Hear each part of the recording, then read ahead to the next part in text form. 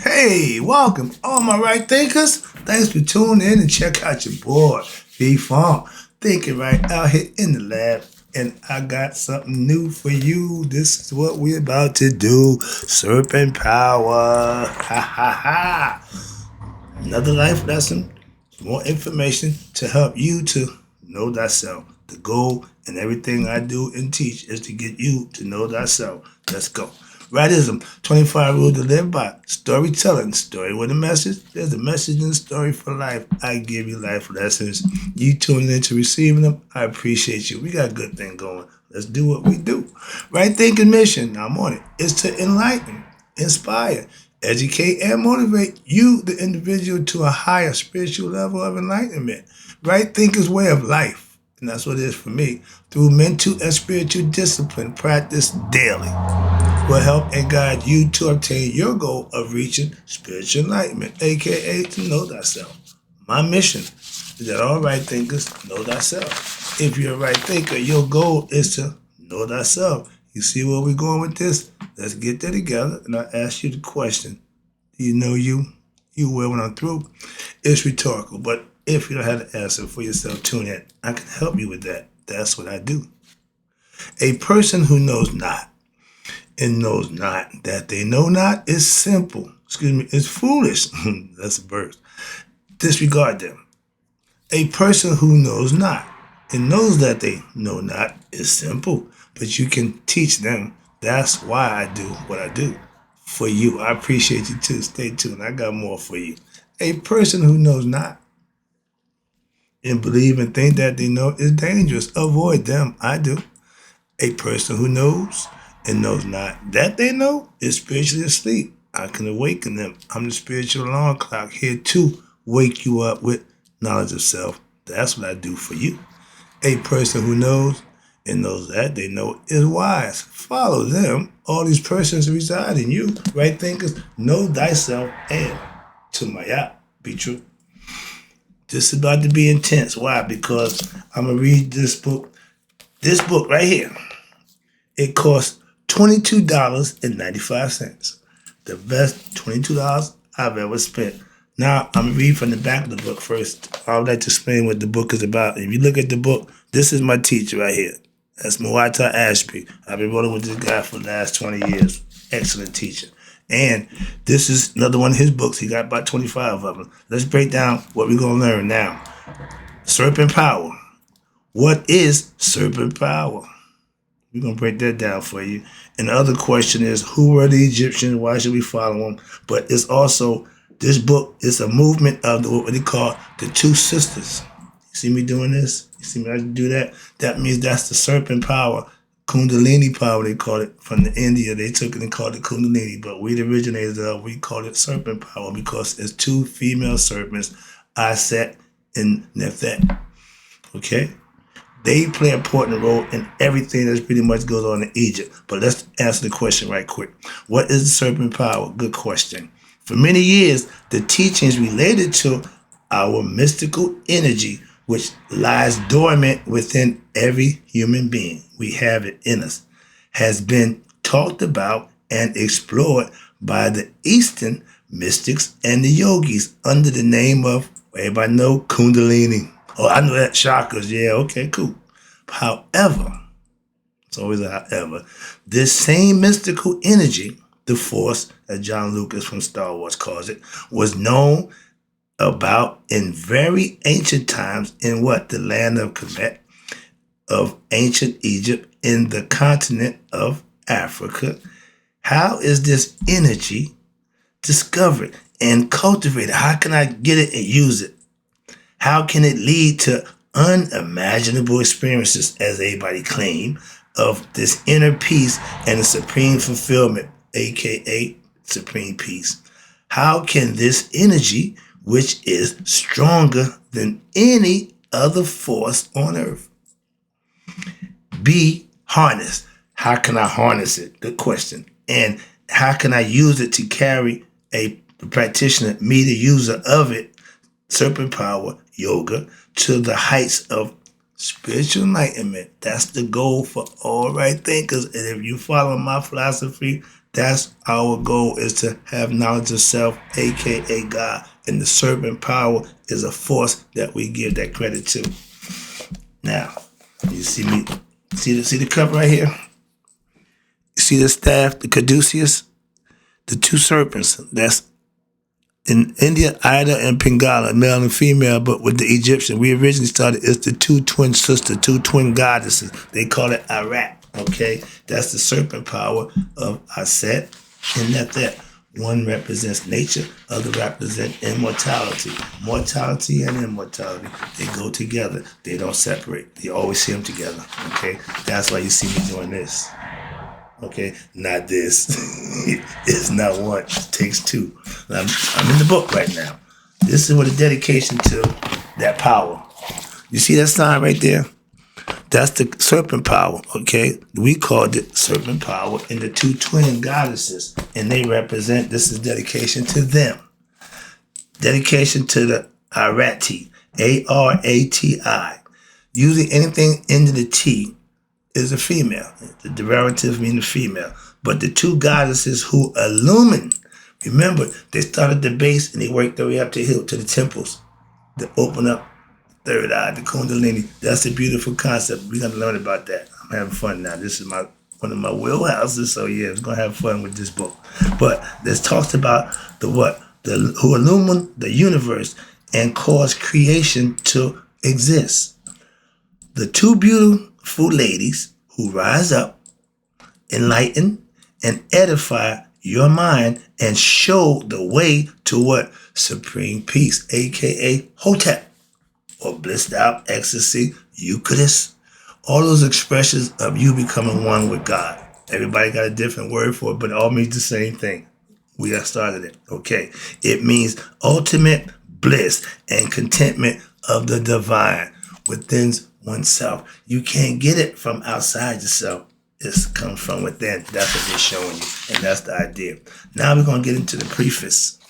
It's about a page and a half worth of information, so this might be a little long, but it's going to be informative if you're paying attention.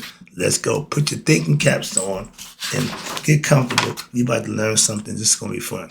All right. The preface. The question now is, who were the ancient Egyptians and why should we learn about them? Who was they? Okay, good question. Now, when you ask the question, show the respect for the person you asked it to. Let them answer it for you. So now you ask the question, it's my turn to talk. Explain it to you. Let's go. The ancient Egyptian religion we call Shita Netta. That's my philosophy that I practice. I just switched it up and called it right thing of philosophy, but this is what it is. Shita Netta, I've told you that many times.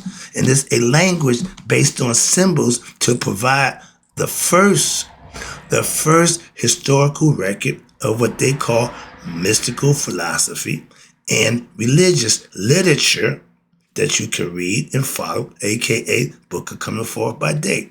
You got the Egyptian mysticism.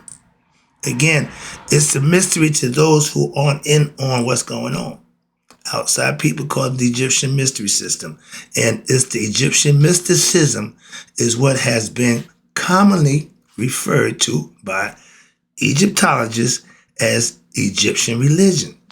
Remember, religion is something that you practice, and because we had a myth in the philosophy that we practice, Maya, Shita Netta, we practice it, so, and to them, it was a religion. No, it was a way of life. Don't get those two things confused. Religion is a pattern, a set routine that you follow, aka a way of life. But that's not what we called it. We called it a philosophy, and we lived it, hence a way of life. They titled it a religion. So understand, I get annoyed with that. But watch this. Now, it was commonly known as the Egyptian religion. No, it wasn't. Or myth.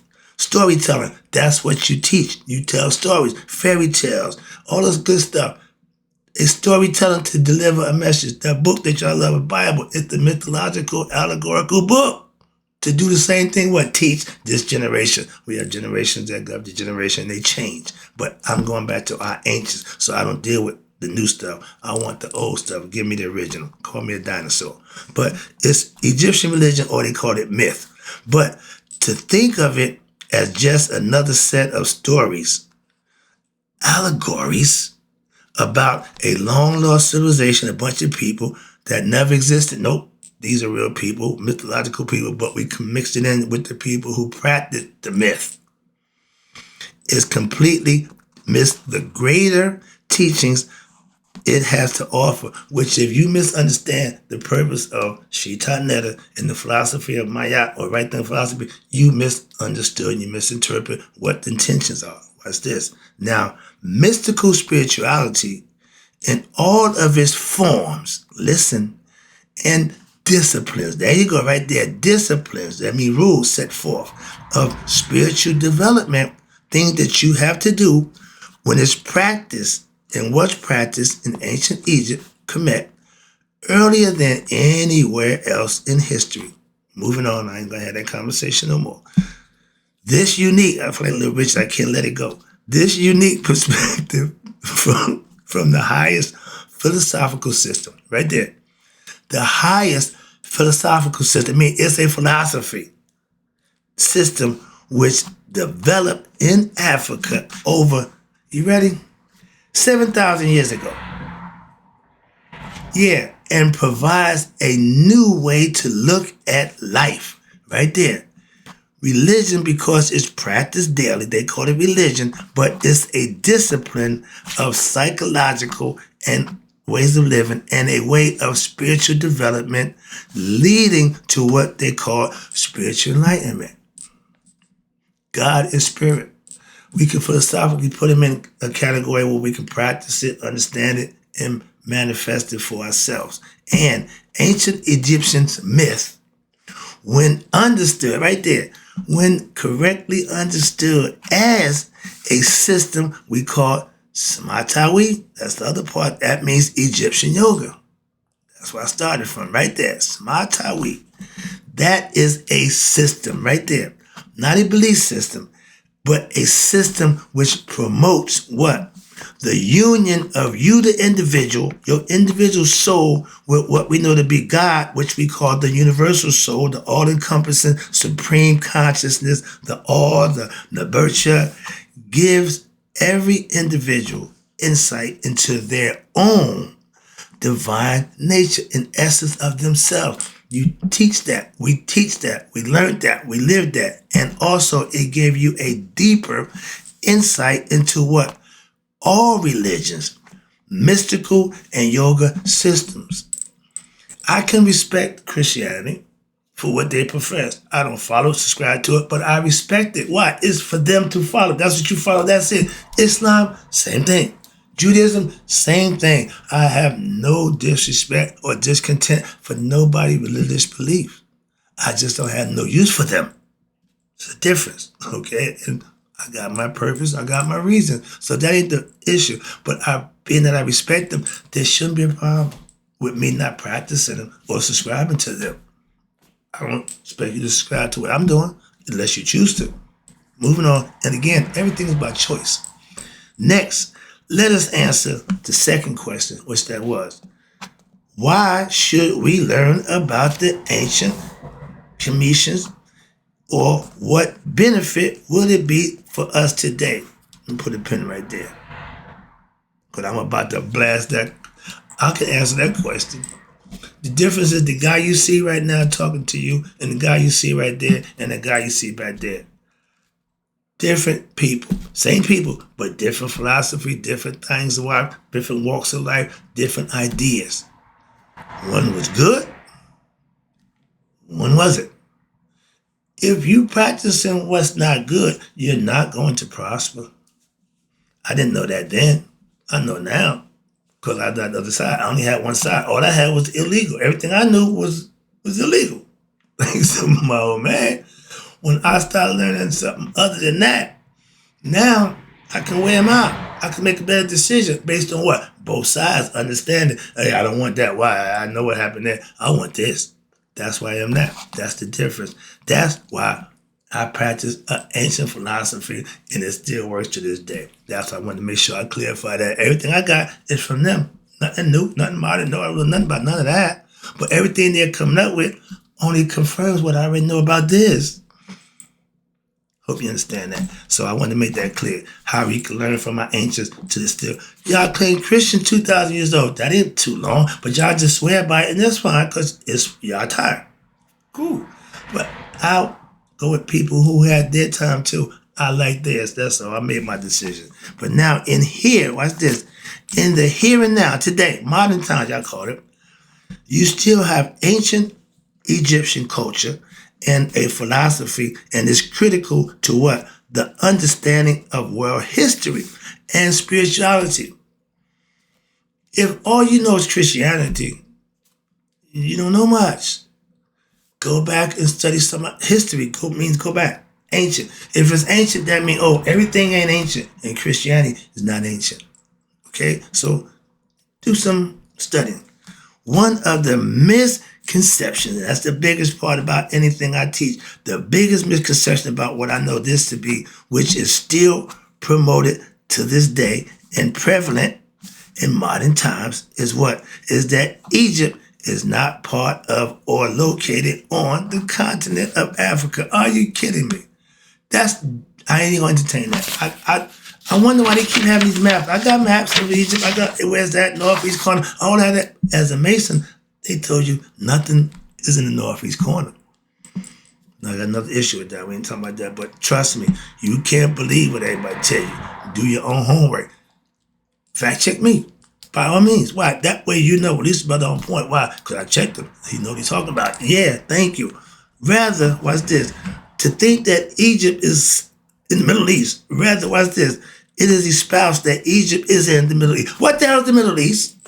What the hell is the Middle East? What the hell is that Middle East nonsense? Sorry, I get excited. Again, somebody else's version to hide the truth.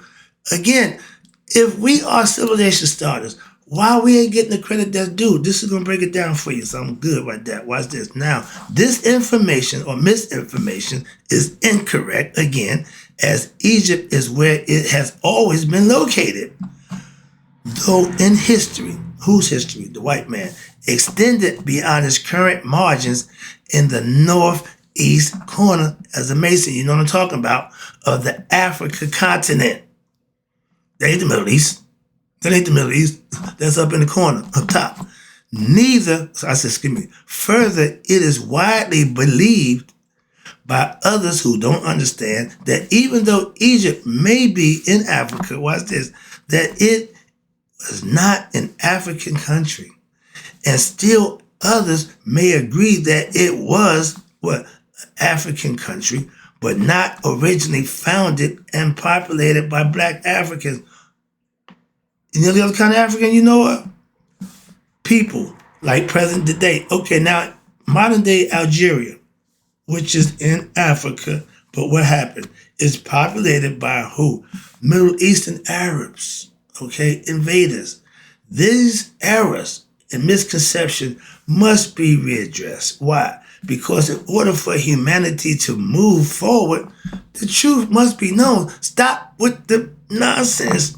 Truth must be promoted. It's going to be promoted, and in this case, it is critical that this particular truth be brought forth into our human sphere of knowledge. Calm down. As it offers a real chance to to humanity for achieving some real level of peace and harmony as a world and a community. We don't have nothing running in together as a community nowhere. Households ain't even running in a good fashion. Come on, man. Also, if we promote, it also will promote the redemption of African culture and thereby uplift African society and thereby the whole world. If we don't give Africa their due, why not? Why everybody want to be responsible for something that they didn't do? Give it to the people who did it.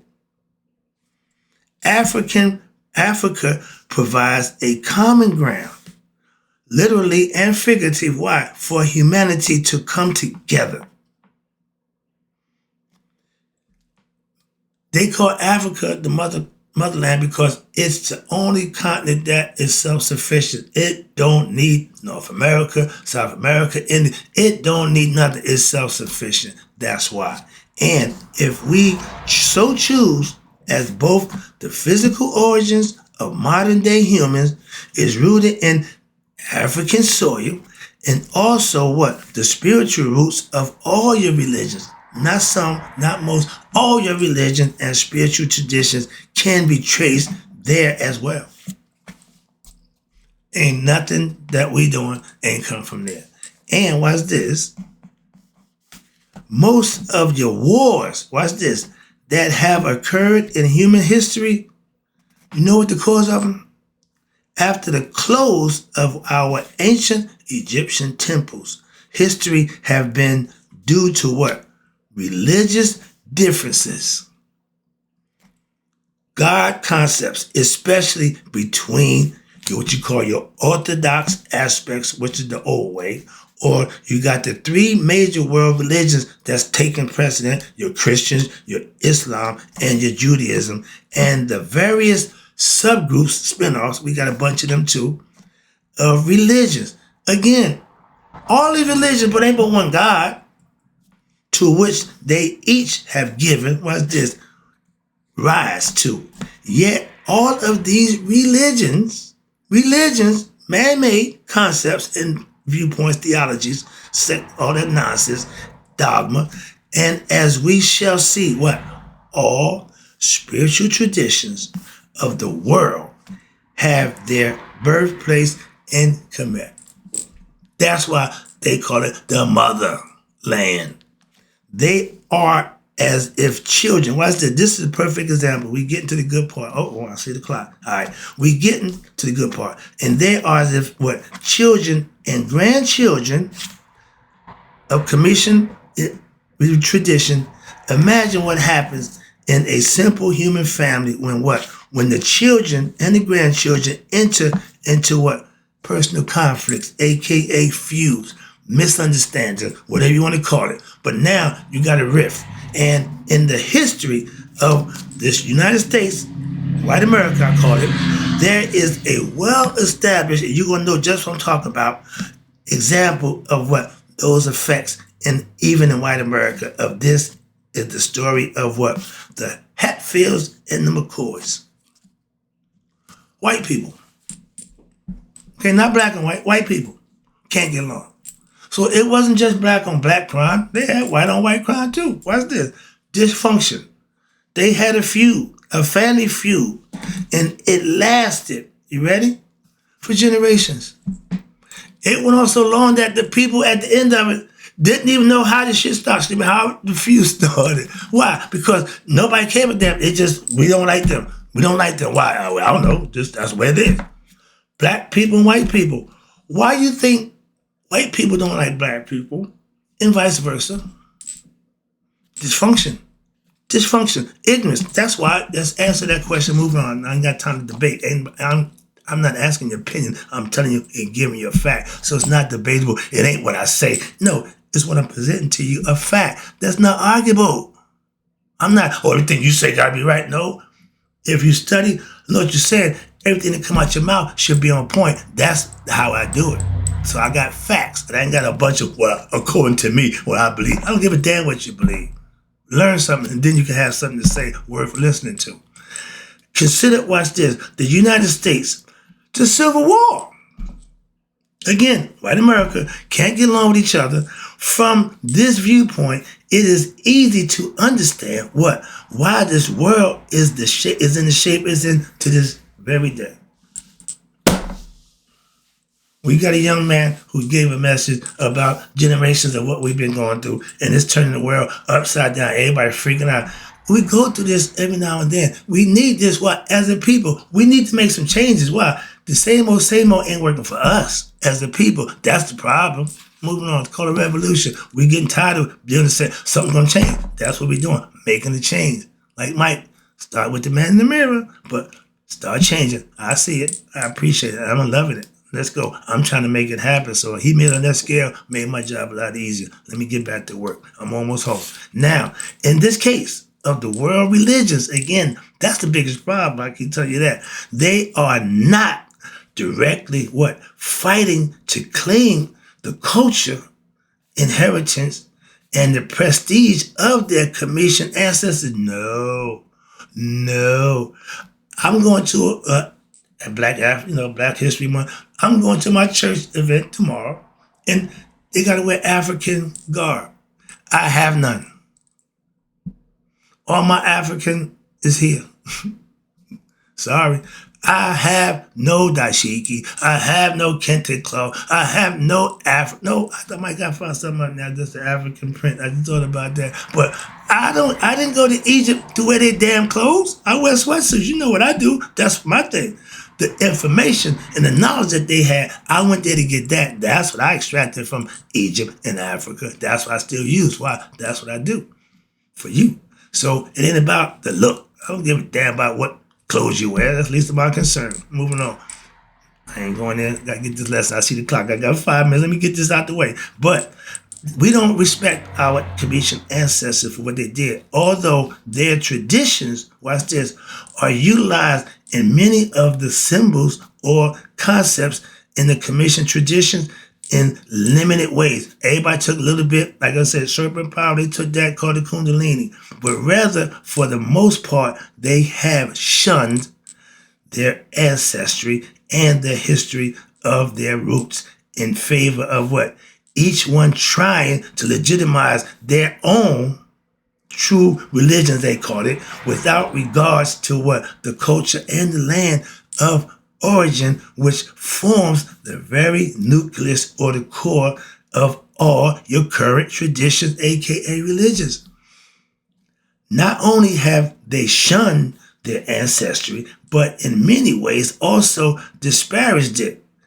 Consequently, although all claim to have some aspects of commonality, which everybody want to get to God, and Muslims accept Jesus, but only as a prophet. What the hell is that about? Moving on. Okay, so that means we ain't gonna have a big rip. Well, no, they accept them. And the Jews and the Christians have the Old Testament in common. But hell, y'all devoured Moses and went to Christ. So again, argue amongst each other of religion. They are inherently unable to to unite, come together, as ultimately each tradition group believes and espouses that it is they're the only one true religion. That's the biggest crock of nonsense that ever sit down the pipe. Why? My God against your God. My God, Most High God. We God's chosen people. All that ignorant nonsense mindset don't help nobody and has the only one true God. It ain't but one.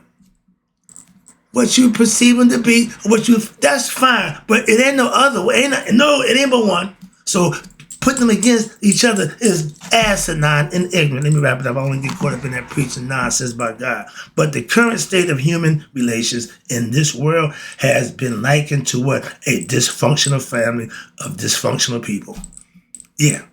One of the causes cited for this dysfunctionality, you ready, is the misunderstanding and interpretation of human origins and relationships, which leads to the adoption of bogus misconceptions such as racism, religious sectarianism, superiority complexes, one race better than the other, inhumanity, violence, and ended up in war. What is it good for? Nothing. The world commonality needs to have the knowledge of self, as it African humans and the most spiritual beings origins, so that those of Africa can take its rightful place as the parent of all humanity, which is the family of black and whites, which we can't seem to get that together to this day. And in this way, the era by which most people live will be resolved in the true understanding that we are all one family, one race, human race. Sorry. I love that whitey. She said the same thing. When you and cousins, because you white and I'm black, don't make a difference. Our blood's still red. Come on, man. That should be the commonality right there. When somebody start bleeding blue, green, and yellow, that's going to be different. But long we all bleed red, we all the same. I ain't got a problem with that.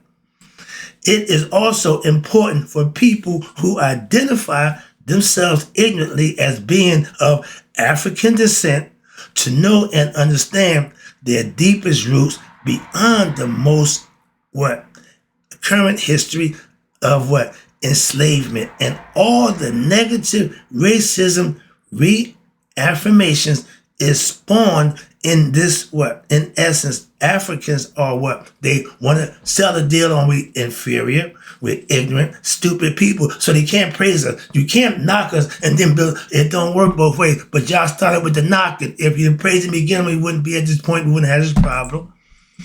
But it is what it is. Moving on. I see the clock. Sorry, a little overtime, but I got to get this message across. I'm almost home. Most people of African ancestry have had to live with and to some degree accept the denigration and the disrespect for conditions in order to just survive. That's what infuriates me. Why?